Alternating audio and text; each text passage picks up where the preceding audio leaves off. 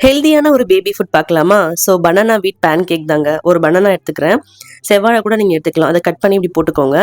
அதுக்கப்புறம் பார்த்தீங்கன்னா, கொஞ்சமாக நான் வந்து கோதுமை மாவு ஆட் பண்ணுறேன். நான் ஒரு 2 கப் ஆட் பண்ணிக்கிறேன். கூடவே ஒரு எக்கு வந்து அதில் ஆட் பண்ணிக்கிறேன். ஒரு பிஞ்சு சால்ட்டு, கூட வந்து பார்த்தீங்கன்னா, நாட்டு சர்க்கரை கொஞ்சமாக, ஸ்வீட்க்கு ஏற்ற மாதிரி.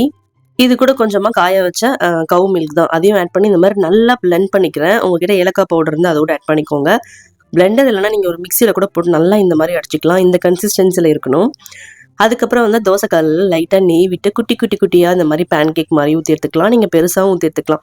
பட் குட்டி பசங்களுக்கு இந்த மாரி இருந்தா ரொம்ப பிடிக்கும் இல்லையா? கதிர்குட்டிக்கு பார்த்தீங்கன்னா, இப்போ 1 இயர் கம்ப்ளீட் ஆயிடுச்சு. ஸோ நான் இந்த இன்கிரீடியன்ட்ஸ்லாம் ஆட் பண்ணியிருக்கேன். உங்க பேபிக்கு வந்து இப்போ 8+ மந்த்லேருந்து நீங்க பேன் கேக் குடுக்கலாம். அந்த மாரி குடுக்குறீங்கன்னா, நீங்க வந்து எக் வந்து இன்ட்ரோடியூஸ் பண்ணிட்டீங்கன்னா ஆட் பண்ணிக்கோங்க. இல்லைனா தேவையில்ல. சால்ட், சுகரும் அதே மாதிரி தான். நீங்க இன்ட்ரோடியூஸ் பண்ணதா இருந்தீங்கன்னா ஆட் பண்ணிக்கோங்க. இல்லைனா தேவையில்ல. பனானால இருக்க ஸ்வீட்டே போதும். அதே மாரி கவு மில்க் பதிலா நீங்க வாட்டர் ஆட் பண்ணி நல்லா பிளெண்ட் பண்ணிக்கலாம். இப்போ 1 இயர் முடிஞ்ச பேபியா இருந்ததுன்னா, நான் குடுத்த எல்லா அந்த இன்கிரீடியன்ட்ஸுமே நீங்களுமே ஆட் பண்ணி நல்லா பிளெண்ட் பண்ணி இந்த மாரி குடுத்தீங்கன்னா ரொம்ப டேஸ்டியா இருக்கும். ஹெல்தி வேற. இந்த கதிர்குட்டிக்கு கொஞ்சமா அதில பால் ஆட் பண்ணா தான் ரொம்ப பிடிக்கும். ஸோ அவனுக்கு சாப்பிடுறதுக்கும் ரொம்ப ஈஸியா இருக்கும் அதனால. இது வந்து நான் டின்னரா குடுக்குறேன். ஃபர்ஸ்ட் டைம் குடுக்குறீங்கன்னா பிரேக்ஃபாஸ்ட்டா குடுங்க. ஸ்நாக்ஸா கூட குடுக்கலாங்க. எப்படியும் கதிர்குட்டி மீதி வச்சுருவோம். ஸோ எனக்காகவும் சேர்த்து தாங்க செஞ்சிருக்கேன். ட்ரை பண்ணி பாருங்க. நல்லாருக்கும். Thank you.